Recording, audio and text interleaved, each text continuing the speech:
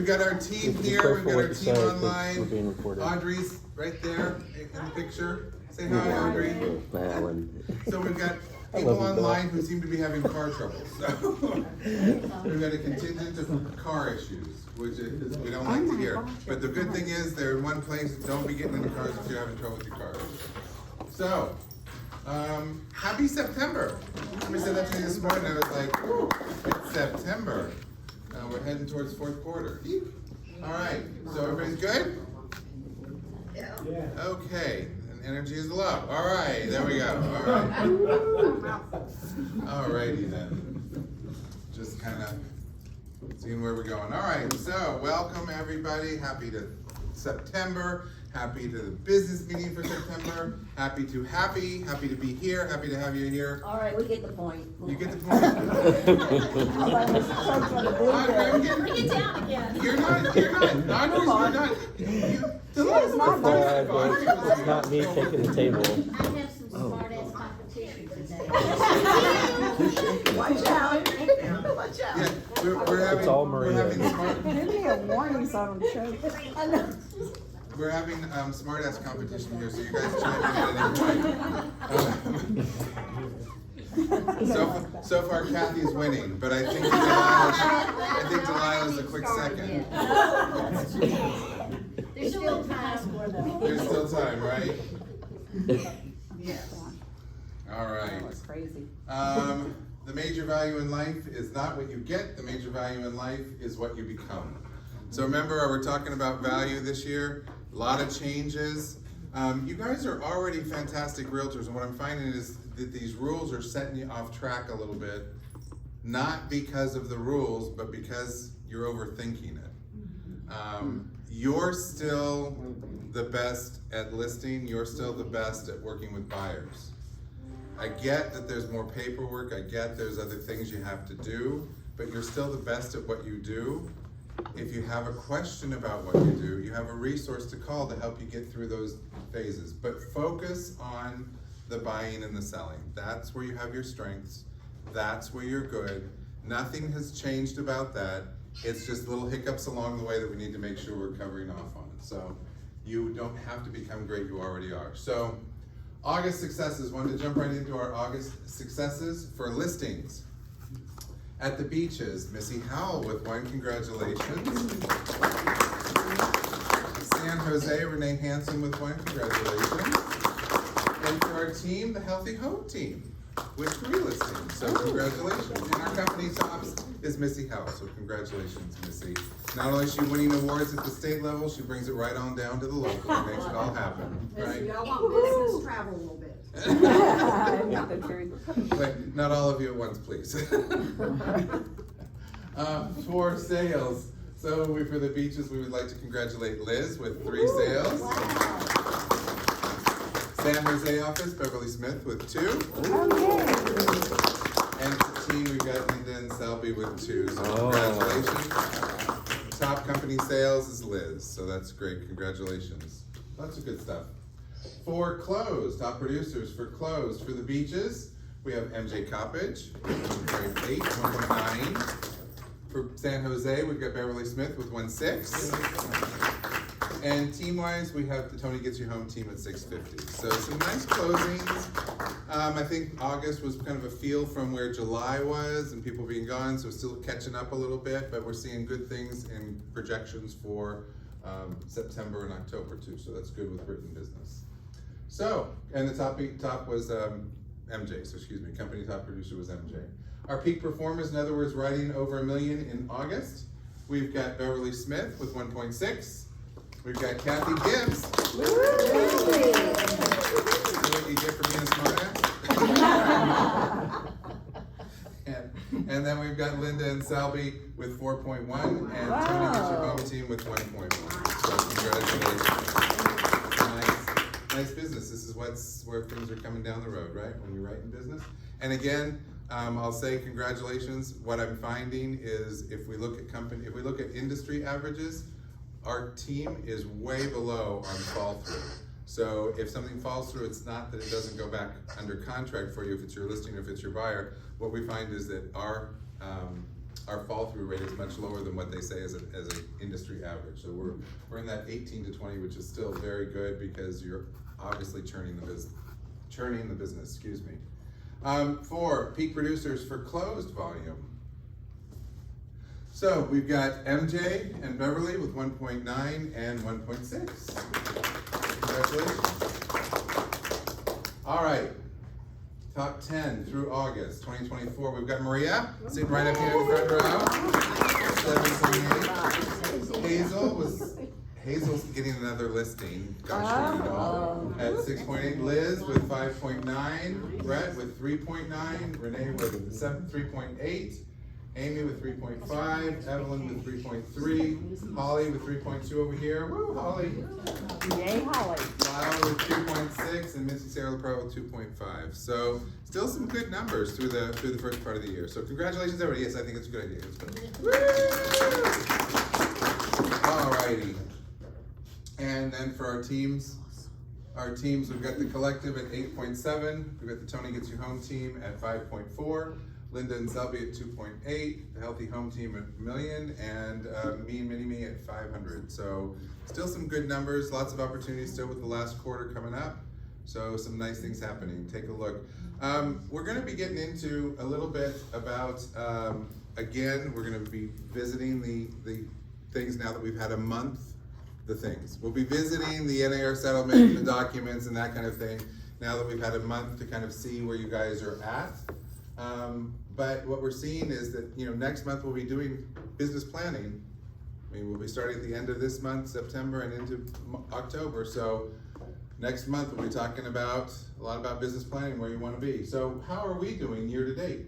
So if we're taking a look, year to date on listings, we did 6.7 in listings with 15 listings in August, compared to almost 6 with 11 last year. So still maintaining ahead of last year. Last year was one of those tough years when it came to listings, and you've shown that you've taken a turn or change in how you do your business and targeted listings to keep us strong in listings. So year to date, we're at 85.5 million and 147 listings, about 40 ahead of last year. Fantastic. That's You can't great. list, you can't last. Old realtors never die, they just go listless, blah, blah, blah, blah, blah. Yeah. Anyway, and especially in this changing market, you guys, in this changing market, huh? We're gonna go listless. You're listless, I'm so sorry. Sorry, Bill. Anyway,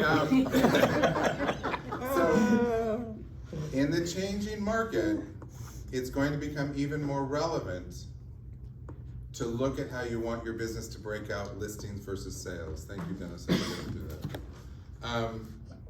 It's really gonna be important that you start to look at, if you've been a 50-50, 50% listings, 50% sales, you may wanna start evaluating, what do I need to do to get to 60% listings and, we okay? 60% listings and 40% sales, or even 55-45 if you enjoy a balanced business, that's fine. But we need to start looking at how to inject your listing business. We've seen a couple of opportunities or discussions about buyers going around buyers going around buyer's agents. Sorry, somebody's got something going on, making a bunch of noise over here. Can we mute ourselves if you would, please? I think that keeps coming up, maybe we need to mute. Beverly. Okay, we'll see if that works out okay. All right, so just start thinking about that. How do I want my business to look for next year? Where do I want my listing business to be? What can I do differently in my listing consultation or my seller's consultation?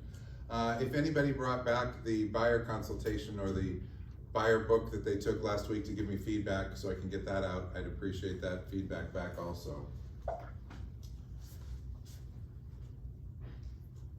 For sales, 15.2 million in sales with 30 pieces of business versus 12 point, or almost 13, and 29 pieces of business last year. So number of pieces of business, slightly different, I mean just by one, but think about the average price point that we're going to get to 15 million with 30 pieces of business and over 107 million in written business so far this year. Pretty darn good. So that 107 is right in line with kind of where we wanted to be and kind of what we were projecting for the year. So that's great when it looks at that written business. Nice going, where the rubber meets the road type of thing. This is the stuff that's coming up, right? And then if we're looking at closed business, for closed business, we were at about 8 million in closed with about 17 transactions. Off in the number of transactions from last year by about 8, and overall we're off, but our average price point is up considerably, and we've hit over 108 million in closed transactions, closed business, with 210 pieces of business so far this year. So congratulations to you all, over 100 million before the end of the third quarter, which is fantastic. So that's through August. Congratulations. Back to class.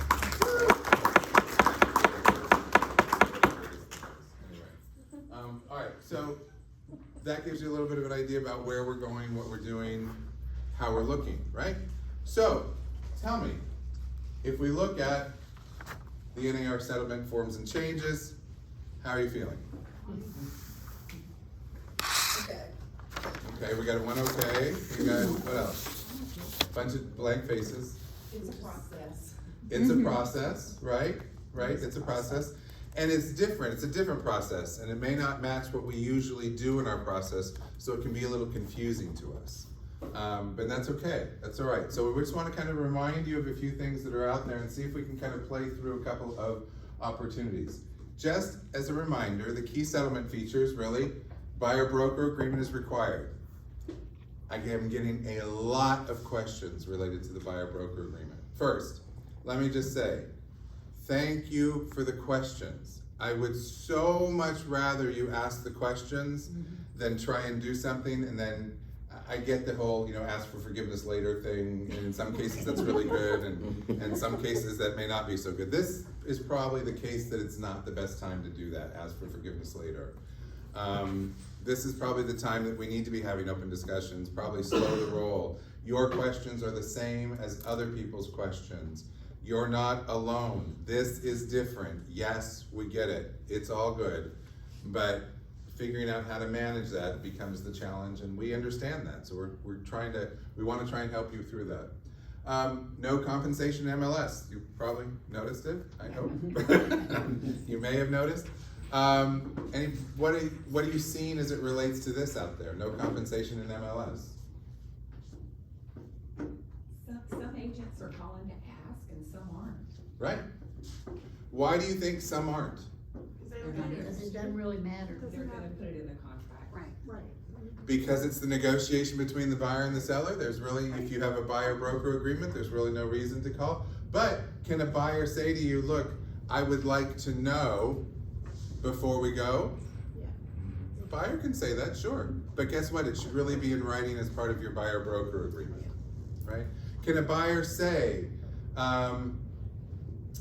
I don't want to go to I've signed a buyer brokerage agreement with you for 3%. I don't want to go to a house that doesn't offer, where the seller's not willing to offer at least 2%. Can a buyer say that? Yes. I got a yes online. Yes, absolutely. A buyer can say that. Please put it in writing in your buyer broker agreement. Please put it in writing in your buyer broker agreement. So, and then compensation is always negotiable. This is one of those things we're going to have to continue to remind ourselves.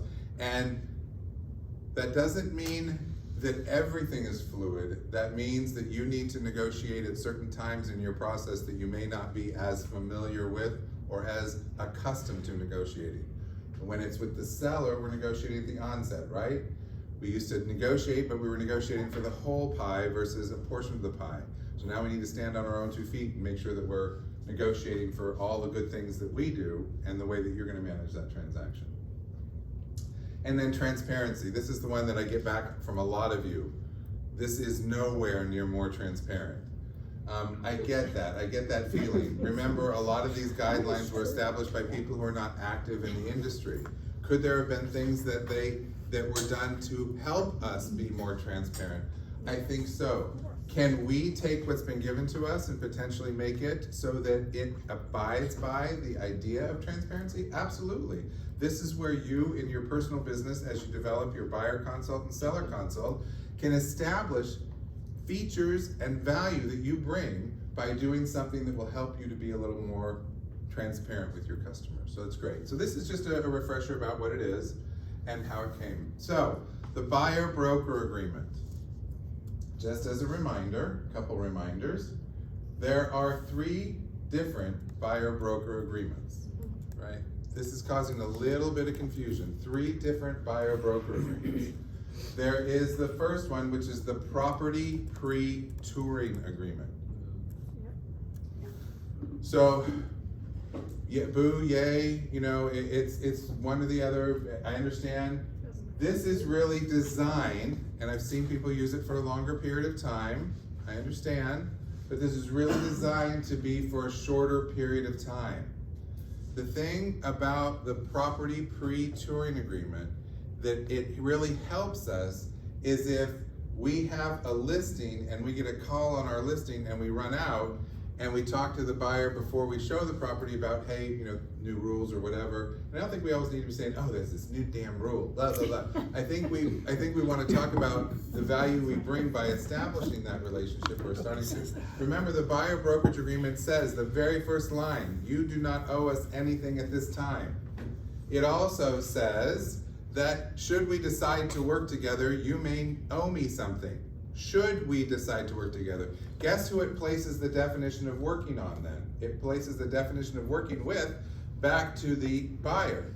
So if you don't agree about what working with is, you may not get compensated, right? So it also states though, hey, by the way, if we're doing this, we may need to enter into a more stringent or a more strong relationship. So this property pre-touring agreement can set you up or be used as a tool, a stepping stone in your buyer consult to say, I need to get to know you, let's do coffee type of thing, you know, I know some, anyway, let's do coffee type of thing. And then say, okay, great, now that we feel like we want to work together, how do we want to work together? Just for specific properties, or do we want to work together for the whole shebang, right? So it's a great entree and a soft landing, but it doesn't have a lot of teeth in it. It doesn't protect you and us like a showing agreement or an exclusive buyer brokerage agreement. The second one is that showing agreement. This is the showing agreement that identifies specific properties. So you're looking at specific properties, it has an end date, it has a start date, it has more formal items, it offers a retainer. It doesn't offer cancellation, right? It doesn't offer, it does, you can cancel it, but it doesn't have any teeth in it for if there's a cancellation. So you really need to establish, if I'm just showing this one property, I've seen a couple of people put St. Johns County or a county in there. This really isn't designed for a location or area or region. This is designed for specific homes. That's that interim step. I'm going to show you a couple of homes. So I met with you, can't figure out what we want to do, but you want to see a couple of homes and I want to be the person to show it to you. Okay, let's put those homes on this showing agreement and then we'll go see them, then I'm protected for those homes. Can this be modified? Yes, this can be modified. So I can add more addresses to it. I can change the term of it. Absolutely. All of those things are true about the showing agreement. It's that interim step. And then, of course, the strongest relationship with a buyer is the exclusive buyer brokerage agreement. And this does establish the more detailed agreement. There is the termination, the element of termination and compensation for termination. It's geographically defined, so it allows you to establish a more broad-based area if your customer's not sure where they want to be and they're not calling you on just one property. It allows you to have a much more solidified relationship with that buyer. But it is the strongest one, and if we're not used to doing things like this, sometimes this is the scariest one, right? But it doesn't have to be. If we're able to establish our value and show how we can work together, the whys and the whats of what we do, this is probably the place. And what we find with a lot of people, especially people who are not from the Florida area, they've already been exposed to the exclusive buyer. They don't know anything about those other two. So there's a segment of the market that's already prepared to work with you in the exclusive buyer capacity, knowing that you're going to do the best for them when you're working together, when you guys are working together. And this is a question that comes up a lot about these, but am I not working as a single agent? If I get this signed, no, you're still transaction broker. We're establishing the relationship between the buyer and the brokerage. We're still transaction brokerage. It doesn't impact the agency or the idea of agency in our state. That makes sense at all? So, Question. yeah. So, short and sweet. What happens if somebody's in an exclusive with another agent and then they don't realize it and they come sign with you as well? Okay, for anybody online, there's a question. What if a buyer has signed an exclusive buyer brokerage agreement with one realtor and then comes and signs one with you? Then the buyer owes 2 compensations. In the event they go to contract. In the event they go to contract. So, but here's, go ahead, I'm sorry. What was the question on that? That's a problem. Yes.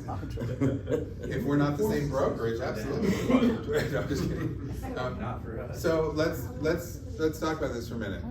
If a buyer has signed a showing agreement, which is a buyer brokerage agreement, and an exclusive buyer brokerage agreement, they would also owe 2 compensations if that house on the showing agreement is the same as one that now you're writing, falls into the area that you have established the exclusive buyer brokerage agreement. So it can happen with more than just 2 exclusive buyer brokerage agreements. It could happen that they owe 2 if they sign these 2 agreements also. Who enforces that? So MLS is the one who enforces that, or we enforce it. So this is the other reason we have dispute resolution, and we're requesting that on all contracts, on all documents that offer dispute resolution, which includes the listing agreement, the showing agreement, and the exclusive buyer brokerage agreement, the dispute resolution is initialed. This is the other reason that it's so important to ask, are you working with? Because remember, working with is arbitrary right now. We're setting up our definition of what working with is, right? Working with is showing properties, sending properties, looking at properties. This is what working with is to us. Working with to someone on the outside, to a consumer, may be completely different. And this is why it's so important to be able to slow the roll a little bit and talk about what working with is so you both are on the same page. Remember, if you have signed the property pre-touring agreement and the idea of working with is different for the buyer than it is for you, and they go under contract, you could potentially be out of luck because there are no teeth in the property pre-touring agreement. So if they've signed 2 agreements, they could potentially be responsible for 2 compensations. So, with my listing, I'm finding that in my situation is that people are going more to the listing agents now. And so how can they cancel that if they have signed with somebody else? Do they need to so we'll ask them and then we say, well, you need to look at that and have it modified or cancel it if they are under one and then they come to you and they don't wanna use that agent? Well, if you're talking about being the listing agent and someone has signed an agreement with a buyer, with an agent at another brokerage, and now they want to come and work with you as the listing agent, they would have to cancel that buyer brokerage agreement before they could ever sign an agreement with you. Because I feel like that this is going to buyers aren't So you aware, have to ask. and it's our You have to duties, ask I them, guess, what to have you know signed it? What have you which signed ones with that they have anybody else? signed. Yeah. Because I've got that situation right now, they're like, oh yeah, they signed something, they don't even really know which one they signed. So this is an example of why I have been harping on you about value and buyer brokerage or buyer consultations and talking to your buyers, because we don't want you to be the one that you have a buyer and they go to someone else and they say, yes, I've signed something, but I have no idea what it is. But if they've signed something with someone else, they can't sign something with you unless they're willing to pay 2 compensations. Because once they sign with you and go under contract, as sure as heck, whether it's through MLS or through us, or, I mean, you guys, no matter how big Jacksonville is, it's a small town, you're gonna find out that they went under contract when you're calling them and they finally go, oh, by the way, I bought a house. So, because they're gonna be happy to share it with you, and you're like, well, wait a minute, we have an agreement, and, I don't remember writing that offer, so, or getting paid. So then it becomes an element of, well, what do we do? How do we follow that through? But if they've committed to 2, they're responsible for 2. And I will tell you that it is not in our, when we're looking at buyer brokerage agreements right now, and the need for buyer brokerage agreements, we are not inclined to cancel a buyer brokerage agreement. There are so many other ways that you bring value to the buyer than the buyer trying to go directly to the listing agent. And those of us who are listing agents may not agree with that, but when you have a customer and you've established a relationship and you're establishing your value, there's a lot that you bring to the table. So, again, I think that's part of the reason we want to have buyer brokerage agreements. One second, we had Christine and then Teresa. Couldn't you ask if buyer says they signed something but they don't know what it is, couldn't you ask them for a copy of it? You're supposed to give them So the question was, can you ask for a copy of whatever they've signed? Absolutely, you can ask Because then for you it. might have a deadline in it that says they're only good for a certain date. I mean, You- that's a good point. You can ask for it. They might not. Do they, provide it. yeah, I mean, a buyer would probably be more willing, the consumer would probably be more willing to turn the agreement over to you to evaluate and allow you to share with them your observations. Another agent probably wouldn't, and we should not. You should not be giving buyer broker agreements to anybody, just like you wouldn't be giving a listing agreement to anybody.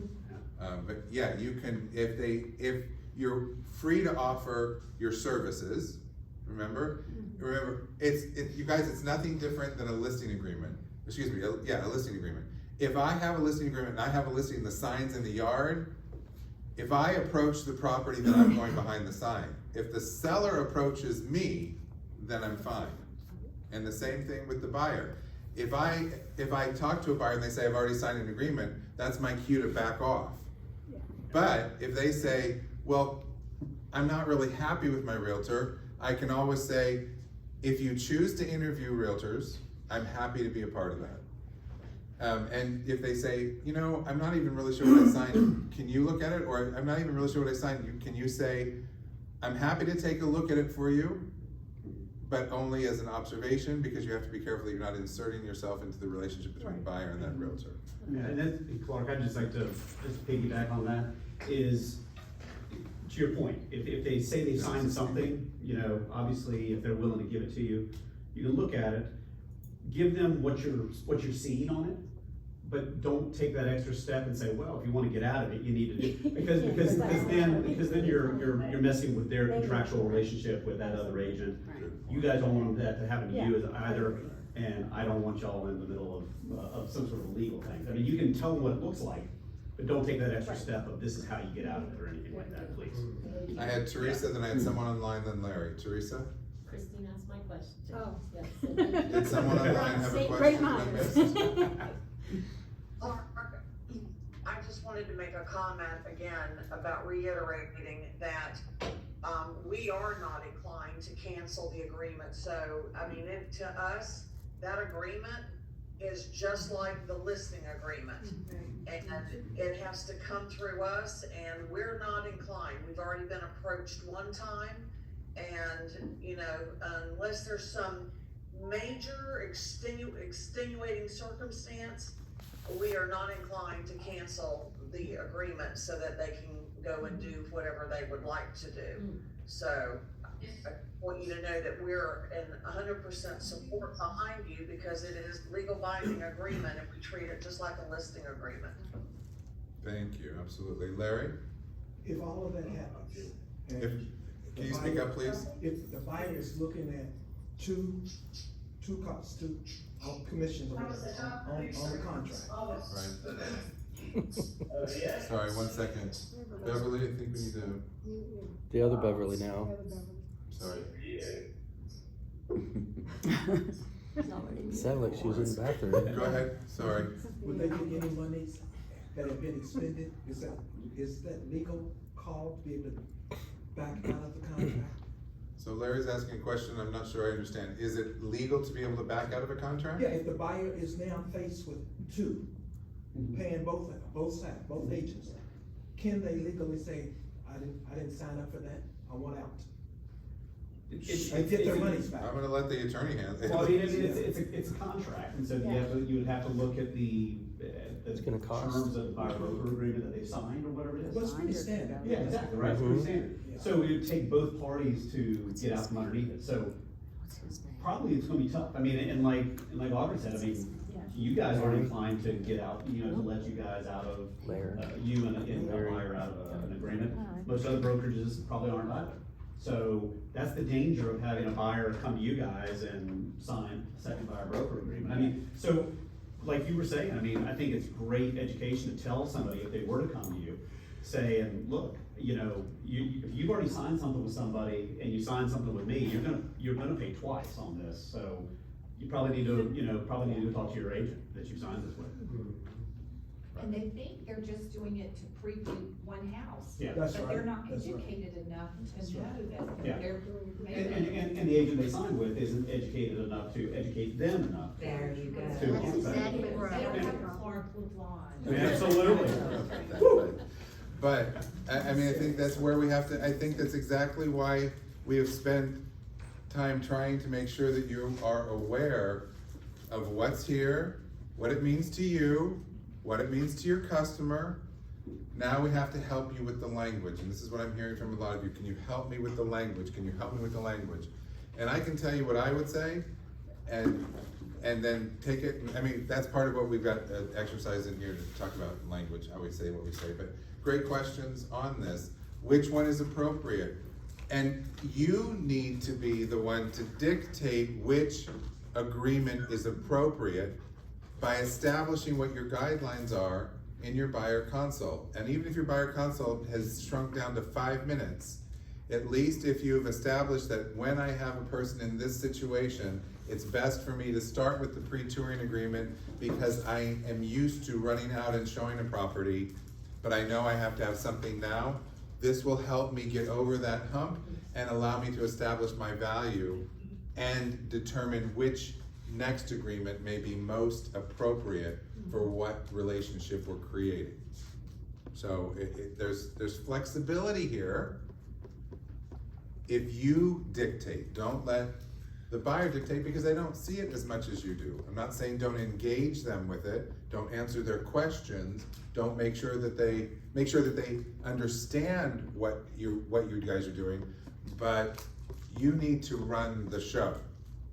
You need to run the show. Okay? Sir?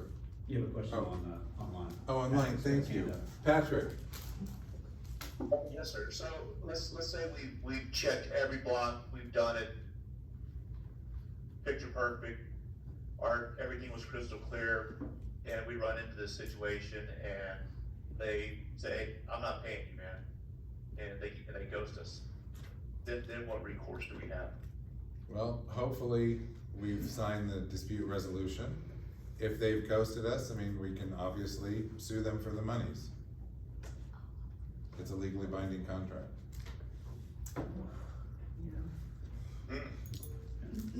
So who pays the attorney? So, I'm sorry, what? Who pays the attorney fees? No, so I was just wondering, like, okay, let's say, so we have to go to court. I mean, sometimes it sounds like we might potentially run into situations where if we have to take them to court fees are gonna exceed what our compensation was gonna be. Well, it depends on, and there's an attorney in the room, so, you know. I mean, more often than not, this stuff never goes to a courtroom. I mean, it's usually settled significantly before then. But, and it depends on the language of the ADR, the alternative dispute resolution. I mean, sometimes it talks about who pays for what in there. Is there a prevailing attorney's fees in that? Do you happen to Yeah, recall? so this is the other reason, thank you, this is the other reason that we want to make sure that dispute resolution is initial, because it allows us to take steps. So if in Patrick's situation, or an example, they've ghosted us, it's a little more difficult, but the dispute resolution does allow us to take advantage of mediation. Mediation is low to no cost available through our board, a way to provide an opportunity for the parties to discuss across the table with a mediator. do both parties have to abide by that? No. Can both parties go to mediation and elect not to accept the results of mediation or agree not to come to terms through mediation? Yes. But that's why the dispute resolution paragraph then allows us to go to arbitration. Arbitration does cost money. There is an arbitrator involved. However, it is customarily much less expensive than something like legal. Right. So, you know, those would be the steps: mediation, arbitration, and then if we still can't get resolution, we would have to go a legal route. How does that happen, and what happens to the expenses? Back to Dennis's point, in the arbitration paragraph, it does allow the prevailing party, the prevailing party to collect also on attorney's fees. Okay, great, all right, thank you. Rhonda. Does that errors and omission cover that, like? Whoa, first, I mean, in most cases, we probably wouldn't be submitting to errors and omissions until it got to the legal part. So does errors and omissions cover that? Mediation and arbitration, no, because they're offered through our board, especially with mediation. So these are two ways to resolve a dispute or an argument, a confusion between two parties with the minimal expense necessary.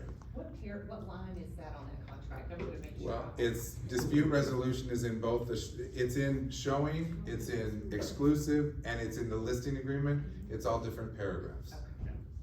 It's different paragraphs in each, I'm sorry. I should say And that. the reason, just to, real quickly, just to go through that whole thing, the reason mediation is first was one, is inexpensive.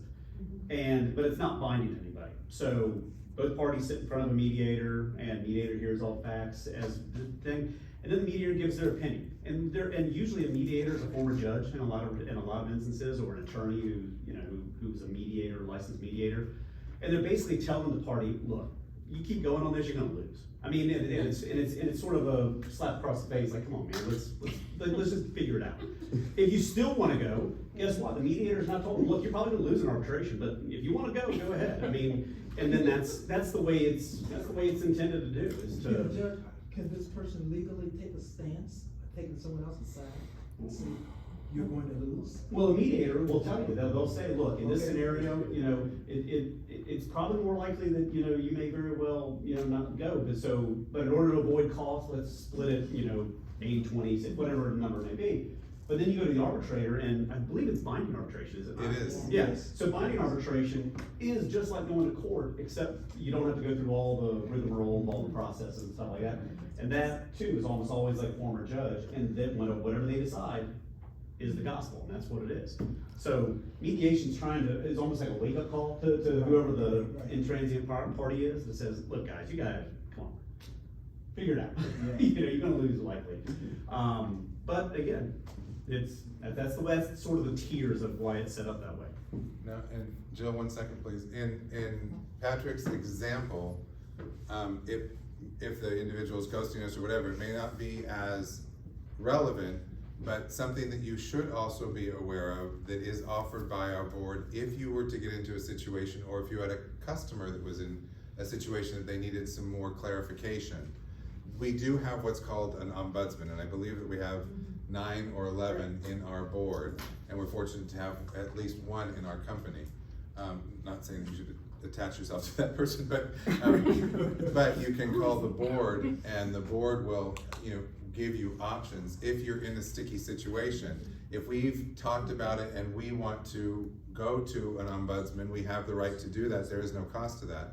If we then choose to go mediation, we have the right to do that. Please note that Audrey and I are very, I know we're using the word a lot, but we're transparent. We're gonna talk to you first. We're gonna say, let's throw it on the carpet. Let's see what we've got. Let's pull it all together. Let's figure out, does this make sense? Does it not make sense? Does it make sense for you? Does it make sense for us? Does it make sense for the customer?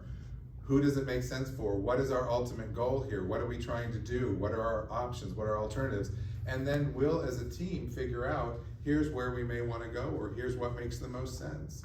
So, we don't wanna be getting into the place of dispute before we ever get anything. I think it's important to be aware, I think it's important to know, and I think it's important that if you get the questions, you can effectively answer those for your customer. What if I want out? Well, here's the paragraph that talks about what if you want out, right here in this agreement. What if I want out? In this agreement, well, in this agreement, we either have to wait to the term or we have to figure out if we're gonna modify it.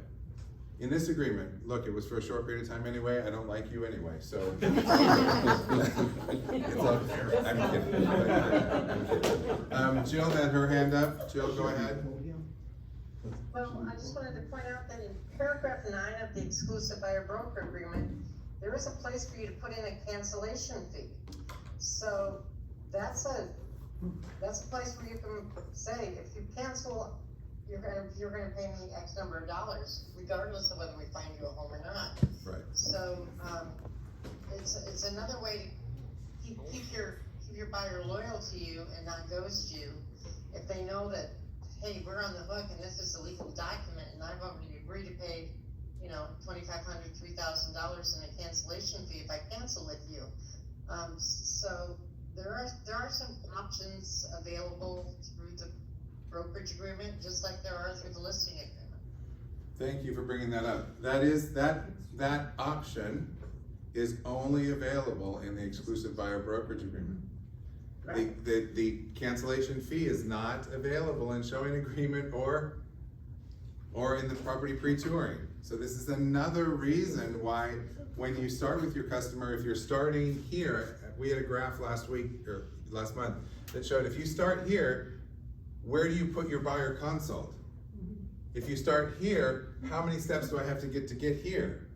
If I start here and I have to back up for a reason, it might make more sense to help them understand, like a listing agreement, what the commitment is between the parties, right? And give you the greatest amount of options. Rhonda? I'm so appreciative of all of this, but what other profession has to jump through these kind of hoops to be paid? If I call an yes, exactly. This is for free, like we do. What other profession, is there one? I'm just curious. I don't know. Negotiate. I'm focused on getting us past this. I'll let that go, but. Yeah. Like, And it's not, here, I'm gonna go back to what I said earlier. You guys are the best at listing, you're the best at selling. You're strong at developing relationships. If you're unsure, make the phone call. We will help you. I'll help you. We'll role play over the phone for the fidgety person that you have that you're trying to make sure that when you get in front of them, you're okay. We have incredible resources in our company, people who have been in the business for 3 years and have experienced lots of things in different markets, 20 years, 10 years, 15 years. That's part of what we want to do, is try and get your voice, whether you're brand new or very experienced, you have a voice, and what you say is valid and what you say makes sense. So we want to make sure that those voices are out there. That's why we're doing some of this.